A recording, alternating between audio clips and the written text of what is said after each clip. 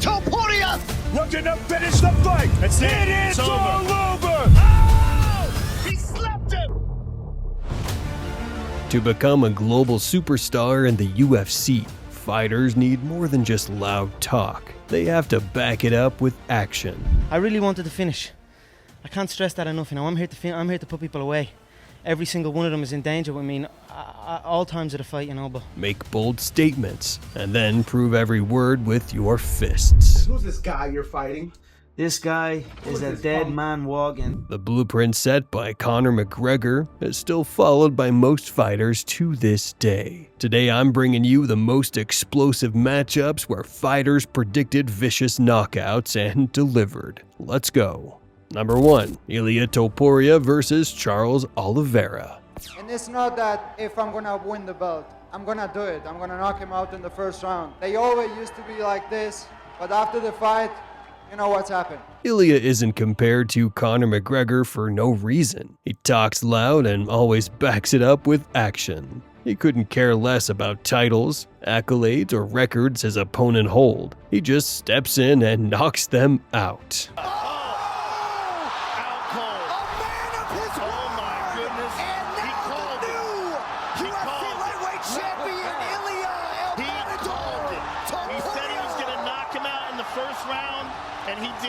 Yeah, it's interesting because, you know, he did exactly what he said he's going to do. He is an absolute complete fighter. Stand up is beautiful, ground, grappling, everything. Yeah, this kid's a star. Number 2. Ilia Topuria versus Max Holloway. And like I said, you know, there's an El Matador. He's doing everything in his will to try to escape a bull in the pen. So, you know, I'm here. The Topuria versus Holloway fight perfectly embodies everything we love about the UFC. The best boxer went head-to-head with the most dangerous puncher, and there was no way this one was going the distance. What makes me feel very excited about that fight is that no one could knock him out, and I'm like, there is no way I'm not gonna knock him out. I will be the first one to knock him out, because every time I watch him fight, I'm like, I'm way better than him. If you put me only with him in kickboxing or in boxing, even in a chest match, I beat him. Like, well, whatever you want to do, boy, I can beat you. In true Topuria fashion, he confidently told the world he would knock Max out. The task seems nearly impossible, but Ilia backed up every single word. Hey, huge right now for Topuria! Massive knockdown for Topuria! And still! Number 3. Michael Bisping versus Luke Rockhold 2. That's how you put yourself out there. You believe it, and you achieve it. And that's what I do. I know what I'm going to do. I know that I'm better than this. Sounds like the the worst worst self-help book you've ever read. Conceive, believe, achieve. Shut the fuck up. To kick off this part of the list, I decided to throw it back to a classic.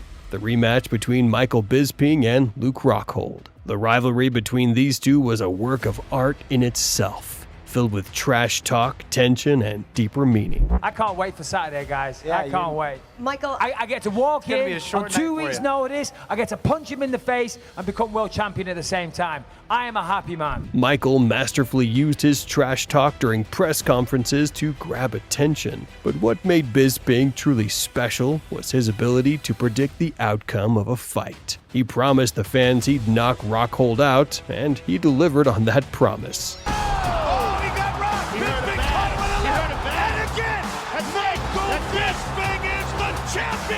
The result? A wild action-packed fight that ended with a brutal knockout. Some say revenge is sweet. I disagree. I think it's better than sweet. Number 4. John Jones versus Daniel Cormier 2. Many accuse John Jones of running and being afraid, but we'd like to remind fans who Bones really was in his prime. Let's go back to one of the most savage rivalries in the sport's history. You never beat me. Billy beats me. That belt over there is a piece of shit. He's a bitch. He's a bitch. He's a bitch ass. That had you crying. Hey, who was the bitch backstage? You're hugging Cain Velasquez, crying on his shoulder. I'm the bitch. You threw a waterfall. Yeah, you threw a waterfall. Yeah. You know what you are. Are you back, junkie? I'm back. I'm back. This junkie had you crying. You're a knock. Junkie whoops your ass, Daniel Cormier. You keep playing around up here, and you'll see that side in the streets of Dallas, Texas. The clash between Daniel Cormier at his peak and prime John Jones was exactly the kind of war that reminds us why we love mixed martial arts. Bring that to you. I'm going to do everything in my power to make sure you never forget the night you stepped in the octagon with me. I'll give up my arm, I'll give up an eye, I'll give up a toe. It doesn't matter. There's nothing you can do to stop me, Daniel Cormier. There's absolutely nothing you can do. Every ounce of training you put in leading up to this fight will be a waste of your life. This was one of those rare moments when more than just a title and legacy were on the line. The fighters' very careers were at stake. Both men vowed to destroy each other and promised to knock out in the rematch. Is this guy gonna mess this up again by doing steroids or snorting cocaine or sandblasting prostitutes? What's this guy gonna do? What's this guy gonna do to mess this up this time? Prostitutes? I beat you after a weekend of cocaine. That's it. He's out. John was right. He destroyed DC. That unprecedented war, topped off with a brutal technical knockout, is exactly the kind of fire we miss in today's UFC. Number 5, Conor McGregor versus José Aldo. You can feel however you want about Conor, but during his reign, he was the phenomenon who took the UFC to a whole new level. In your head right now, Conor, are you the #1 pound-for-pound fighter in the sport now? I believe so. I believe there are many great fighters. There are many people who do great things. But when you combine it all together, when you combine the whole package, the whole animal, that is the fight game, I don't think there's nobody that does it better than me. A supremely confident king hell-bent on taking both the title and his opponent's head. Prime Conor McGregor was a different kind of animal. I own this town. I own Rio de Janeiro. So for him to say he is the king and I am the joker, if this was a different time, I would invade his favela on horseback and kill anyone that was not fit to walk. But we are in a new time, so I'll whoop his ass in July. Behind Aldo stood a 10-year undefeated streak and the title of pound-for-pound best fighter in the world. None of that could stop Conor McGregor, who once again lived up to his nickname, Mystic Mac, by doing exactly what he said he would. Conor relaxed and smiling. Oh no! Just slapped him! Conor McGregor is the new UFC featherweight champion of the world! And then he comes back and blows Eddie Alvarez out of the water to become the first two-division concurrent champion in the sport. I think he's a unique guy in a very, it's almost like we don't have a word strong enough. Unique is not really a strong enough word. Number 6, Jack Della, Maddalena versus Gilbert Burns. The world only started viewing JDM as a top-tier fighter after his win over Bilal Muhammad, but he was a massive threat long before that championship-level bout. Yeah, it's a big one for me. You know, he's a top 5. I think this is. I mean, I feel like if you can't beat Gilbert Burns, you can't become a world champion. So my plan is to beat Gilbert Burns and prove that I belong in the top 5. Gilbert had dragged Chimaev into deep waters and gave him the toughest fight of his UFC career. Burns' jiu-jitsu is so high level. Yeah. So high level. And, you know, the best example of that is when he fought Chimaev. Chimaev's wrestling's next level, man. Yeah. Okay. Personally understanding, like it is next level. Yeah. And he was afraid to be on the ground with Burns. Many counted Jack out and expected a flashy early finish from Burns.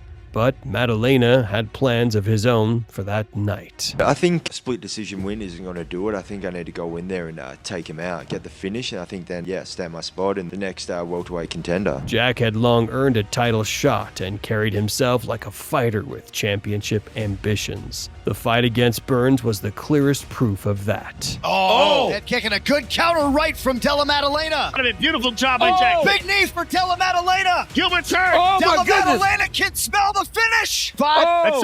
That's it. Number 7, Paddy Pimblett versus Michael Chandler. This year, the Paddy became one of the brightest names in the world of mixed martial arts. He finally broke into the lightweight division's top 10 and now stands on the brink of a potential title shot. His most recent fight is proof of that. When I hit people, they go to sleep. I don't need a jingle to try to sell myself. You know who has jingles? Second-rate car insurance, salesmen, ambulance chasers, and fast food. I'm the real deal, and the real deal don't need a jingle. You know, everyone thinks that I'm going to get knocked out because I leave me chin high. But I told you, this chin's made of granite, lad. I'm not getting knocked out.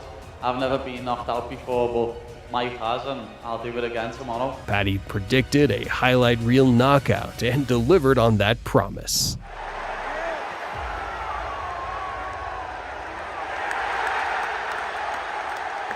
I think after the first round, he knew I was going to beat him.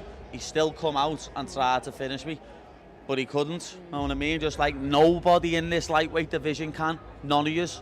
I'm going to kill every one of yous. Who do you think Pimblett will fight next? Drop your thoughts in the comments below. Number 8. Alex Pereira versus Israel Adesanya. Alex Pereira became a true mastermind in the world of mixed martial arts, managing to become a 2-division UFC champion in just 3 years. His legendary run began with a title fight against Israel Adesanya. I know it's a great event here. You know, Adesanya's talking a lot. I train a lot for this, to be in this moment. Adesanya's talking about me. You know, it's going to be difficult to accept a knockout. Pereira was losing round after round, struggling to land the knockout blow on Adesanya. It seemed like his promise to put Izzy to sleep was just empty talk. Until, like something out of a Hollywood movie, the 5th round began and everything changed. The corner in Pereira's corner that round, it was like straight out of a movie. I want to hear what the corner work's going to be, so I put the headphones on, and one of his trainers, I don't know who it was like, "You're losing this fucking fight. You need to knock him out in this round. You have to move forward. You have to throw punches and bunches. You have to throw combinations. Let your fucking hands go. You're going to be a world champion in 5 minutes." And then he gets up and goes out there, and it was seriously straight out of a movie. Just look at that insane knockout.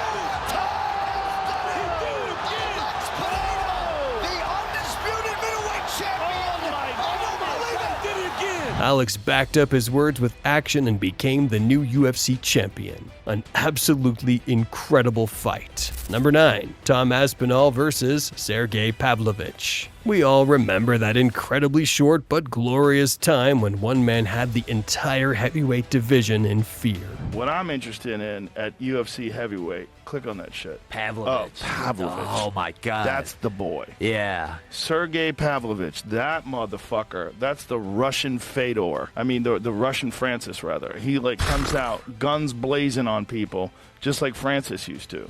Sergei Pavlovich was an absolute monster, finishing opponents with the very first punch. But his rampage was stopped by the man who was destined to become champion. This fight could well be over in 5 minutes. I don't know. We'll see. We'll see, mate. It's heavyweight MMA with 2 massive guys. I'm a massive guy. Obviously, he's a massive guy.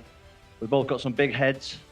You know, we're both sniper's dream, they like to call me with this head. So let's see if we can both, let's see if we can land on each other. And I'm sure one of us is going to land at some point. Tom subtly hinted that he planned to knock Pavlovich out. He tried to be a gentleman at the press conference, but once inside the cage, he turned into an absolute beast.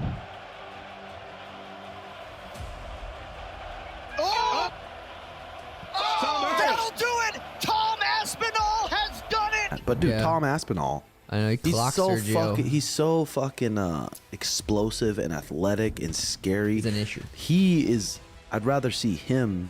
John Jones basically. Schmitty said John Jones said he's not fighting him. Dude, when he took that left, that huge, massive left, and then stayed focused. That was fucking impressive. Yeah, Sergio cracked him. That was impressive. Number 10, Francis Ngannou versus Stipe Miocic. Francis, he hits hard, I guess. That's pretty much what Kane says. Okay. Francis hits hard, I guess, and Stipe's good. He respects Stipe. He doesn't really know much about Francis because he doesn't watch fights. He only saw that knockout because I think everybody's seen the knockout from Wolverine, but he doesn't really watch fights. But he says he thinks it's going to be a great fight. The fight that shifted the balance of power in the heavyweight division. A new explosive contender was rising. A man whose punches could put people into a coma. I don't care. I mean, honestly, I'm a Midwest dude. I don't need all the hoopla. I mean, he deserves it, you know. He's a big, strong, tough dude. It's hard. I mean, what is it? Ford Escort. Ford Escort as fast as he can. I mean, that's pretty powerful. I mean, I'm probably like a little bug or something. I don't know. But, you know, good for him. The first fight didn't go Engannou's way, but he was determined to turn the tables. He made a point that he's a better fighter, and I want to avenge that and prove that I'm the best. Francis had revenge on his mind, and fans were expecting nothing less than a thunderous knockout. And that's exactly what they got. Engannou's brutal KO of Stipe stands as one of the most savage knockouts in heavyweight history. Which of these knockouts was your favorite? Drop your opinion in the comments below. Thanks for watching. See you later.